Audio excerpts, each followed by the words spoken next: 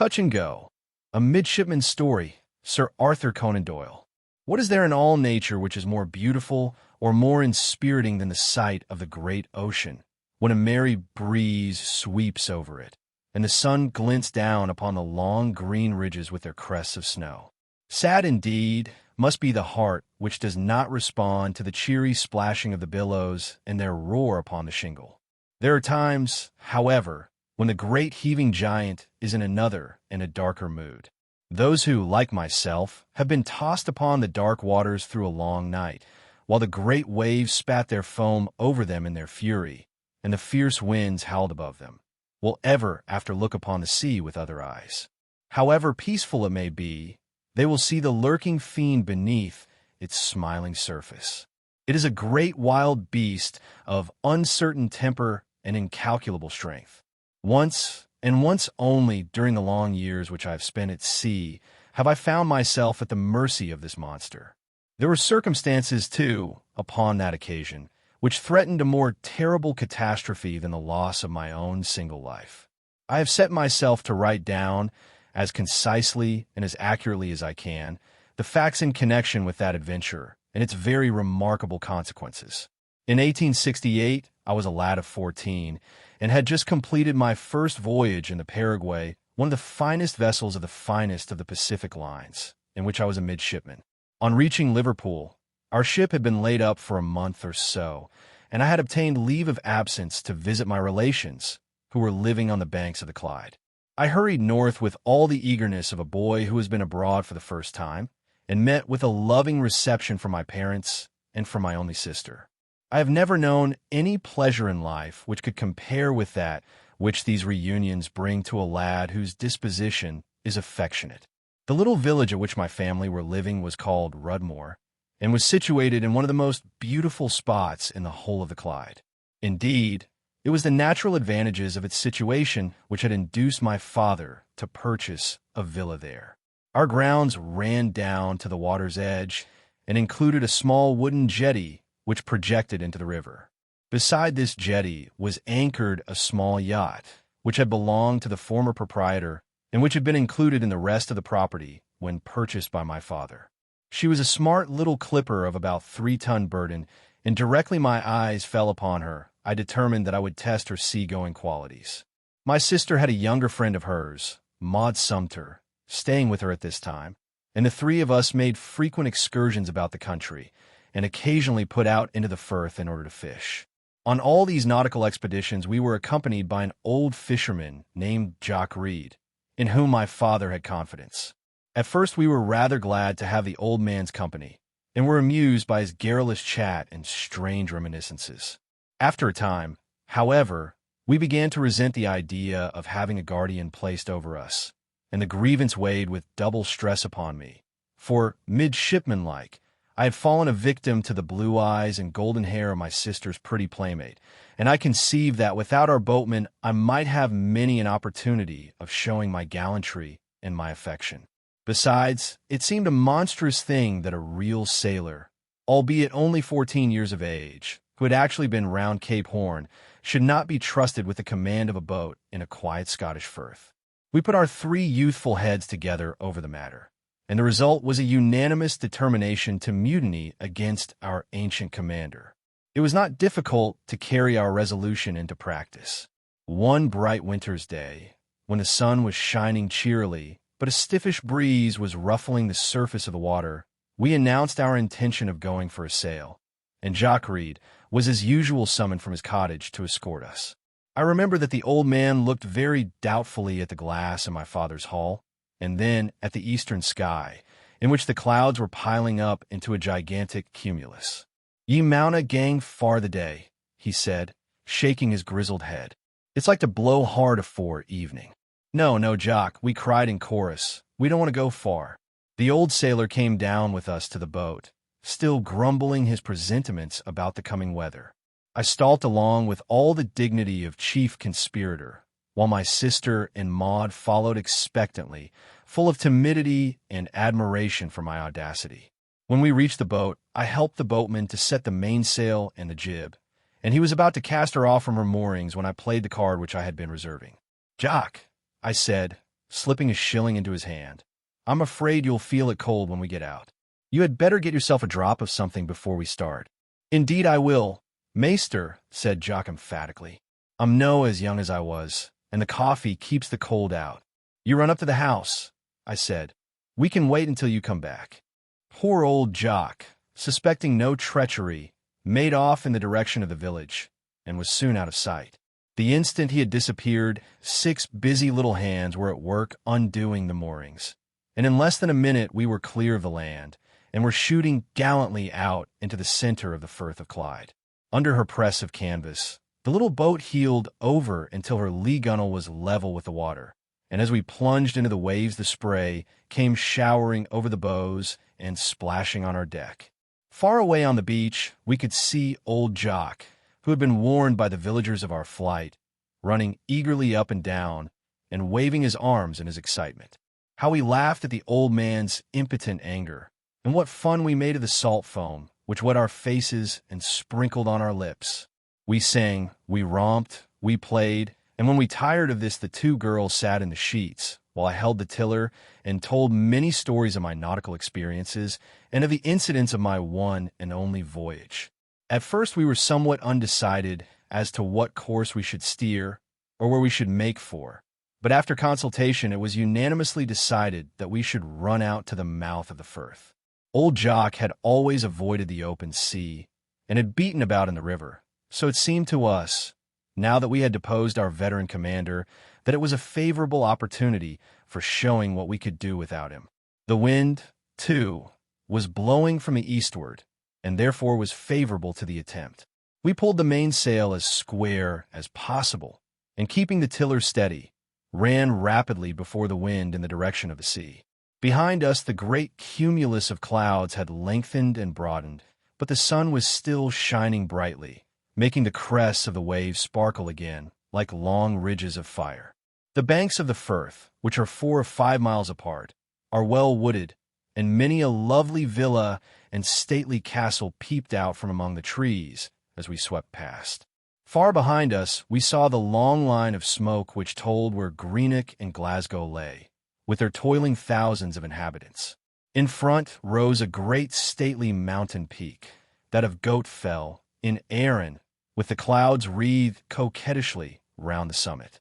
Away to the north, too, in the purple distance lay ranges of mountains stretching along the whole horizon and throwing strange shadows as the bright rays of the sun fell upon their rugged sides. We were not lonely as we made our way down Archie, great artery, which carries the commerce of the west of Scotland to the sea. Boats of all sizes and shapes passed and repassed us. Eager little steamers went panting by with their loads of Glasgow citizens, going to or returning from the great city. Yachts and launches and fishing boats came and went in every direction. One of the latter crossed our bows, and one of her crew, a rough-bearded fellow, shouted hoarsely at us, but the wind prevented us from hearing what he said. As we neared the sea, a great Atlantic steamer went slowly past us, with her big yellow funnel vomiting forth clouds of smoke, and her whistle blowing to warn the smaller craft to keep out of her way. Her passengers lined the side to watch us as we shot past them, very proud of our little boat and of ourselves. We had brought some sandwiches away with us, and a bottle of milk, so that there was no reason why we should shorten our cruise. We stood on accordingly until we were abreast of Ardrossan, which is at the mouth of the river and exactly opposite to the island of Erin, which lies in the open sea.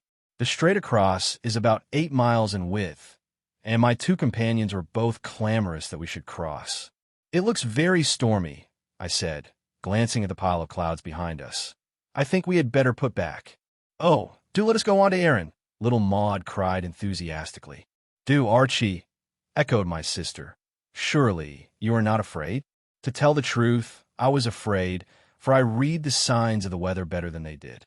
The reproachful look in Maud's blue eyes at what she took to be my faint-heartedness overcame all my prudence.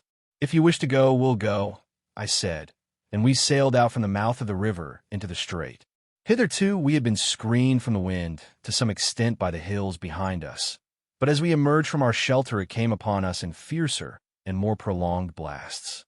The mast bent like a whip under the pressure upon the sail, and would, I believe, have snapped short off had it not been that I had knowledge enough of sailing to be able to take in a couple of reefs in the great sail. Even then the boat lay over in an alarming manner, so that we had to hold on to the weather bulwarks to prevent our slipping off. The waves, too, were much larger than they had been in the Firth, and we shipped so much water that I had to bail it out several times with my hat. The girls clapped their hands and cried out with delight as the water came over us. But I was grave because I knew the danger, and seeing me grave, they became grave too. Ahead of us the great mountain peak towered up into the clouds, with green woods clustering about its base, and we could see the houses along the beach and a long shining strip of yellow sand. Behind us the dark clouds became darker, lined at the base with a peculiar lurid tint which is nature's danger signal. It was evident that the breeze would soon become a gale, and a violent one. We should not lose a moment in getting back to the river, and I already bitterly repented that I had ever left its sheltering banks. We put the boat round with all the speed we could, but it was no light task for 3 children. When at last we began to tack for the Scotch coast, we realized how difficult a matter it was for us to return. As long as we went with the wind, we went also with the waves, and it was only a stray one which broke over us. The moment, however, that we turned our broadside towards the sea, we were deluged with water, which poured in faster than we could bail it out. A jagged flash of lightning clove the dark eastern sky, followed by a deafening peal of thunder. It was clear that the gale was about to burst, and it was evident to me that if it caught us in our present position, we should infallibly be swamped. With much difficulty, we squared our sail once more and ran before the wind. It had veered a couple of points to the north, so that our course promised to take us to the south of the island. We shipped less water now than before, but on the other hand, every minute drove us out into the wild Irish Sea, further and further from home. It was blowing so hard by this time, and the waters made such a clashing that it was hard to hear each other's words. Little Maudie nestled at my side and took my hand in hers. My sister clung to the rail at the other side of me. "Don't you think," she said, "that we could sail right into one of the harbors in Erin? I know there's a harbor at Brodick, which is just opposite us." "We had better keep away from it altogether," I said. "We should be sure to be wrecked if we got near the coast, and it is just as bad to be wrecked there as in the open sea." "Where are we going?" she cried. "Anywhere the wind takes us," I answered. "It is our only chance. Don't cry, Maudie. We'll get back all right when the storm is over."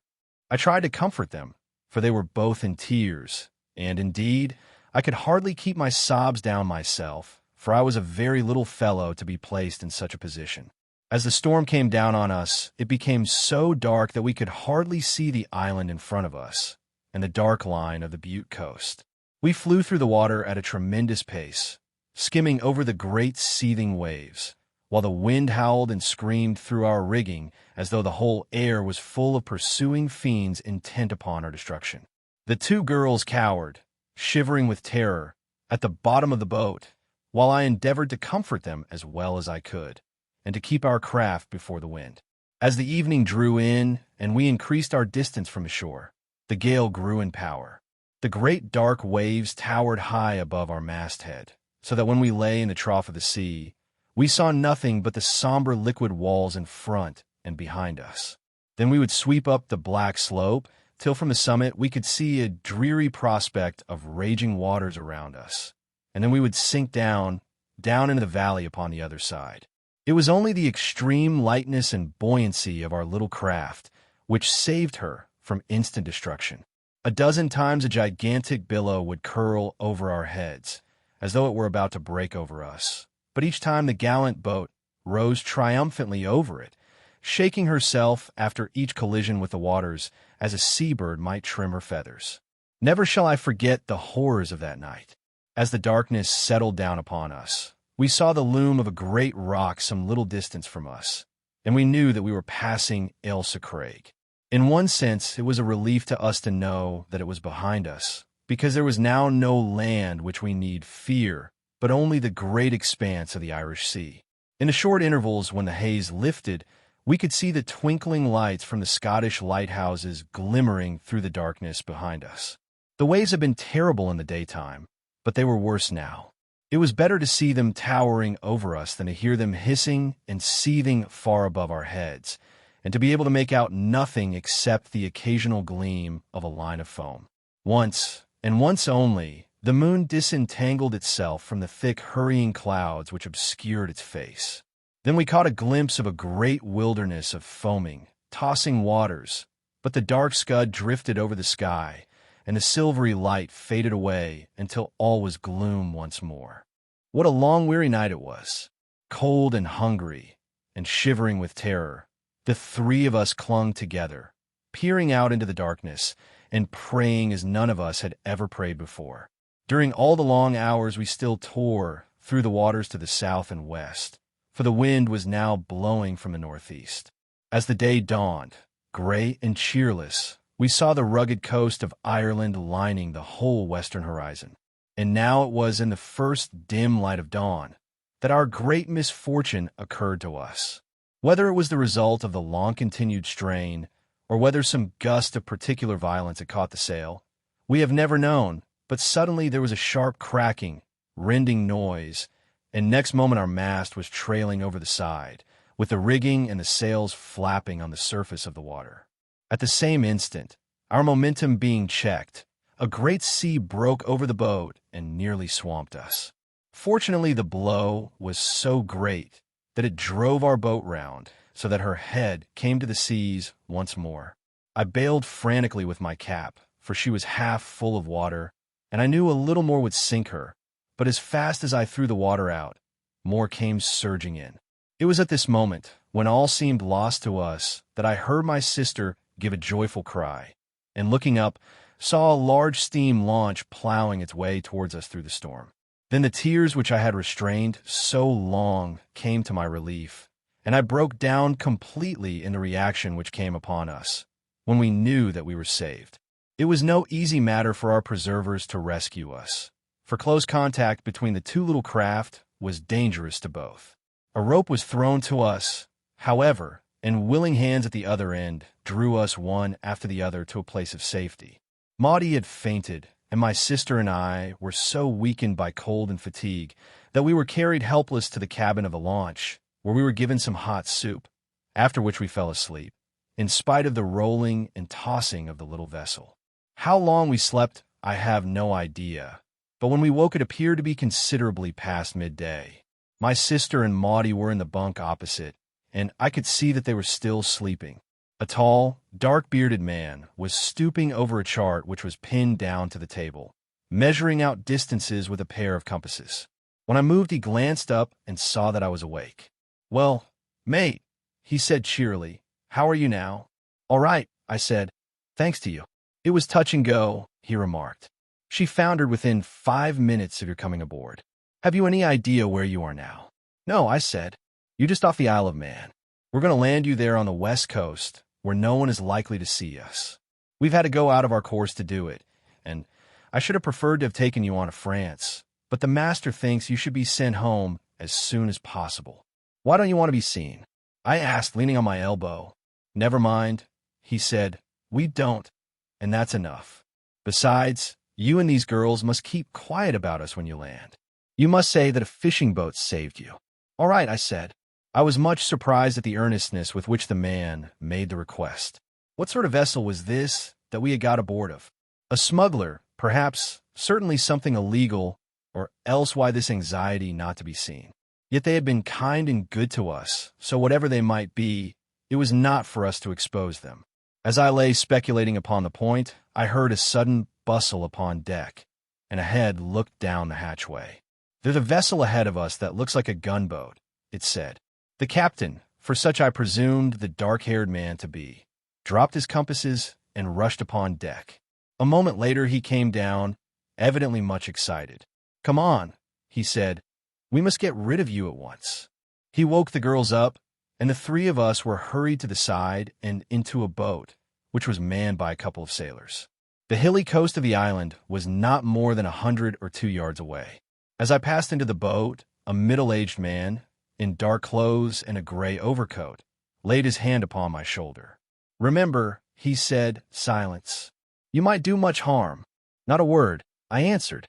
He waved an adieu to us as our oarsmen bent to their oars, and in a few minutes we found our feet once more upon dry land. The boat pulled rapidly back, and then we saw the launch shoot away southward, evidently to avoid a large ship which was steaming down in the distance. When we looked again, she was a mere on the waters, and from that day to this we have never seen or heard anything of our deliverers. I fortunately had money enough in my pocket to send a telegram to my father, and then we put up at a hotel at Douglas, until he came himself to fetch us away. Fear and suspense had whitened his hair, but he was repaid for all when he saw us once more and clasped us in his arms. He even forgot, in his delight, to scold us for the piece of treachery which had originated our misfortunes, and not the least hearty greeting which we received upon our return to the banks of the Clyde was from old Jock himself, who had quite forgiven us our desertion. And who were our deliverers? That is a somewhat difficult question to answer, and yet I have an idea of their identity. Within a few days of our return, all England was ringing with the fact that Stevens, the famous Fenian head center, had made good his escape to the continent. It may be that I am weaving a romance out of very commonplace material, but it has often seemed to me that if that gunboat had overtaken that launch, it is quite possible that the said Mr. Stevens might never have put in an appearance upon the friendly shores of France. Be his politics what they may, if our deliverer really was Mr. Stevens, he was a good friend to us in our need, and we often look back with gratitude to our short acquaintance with the passenger in the gray coat.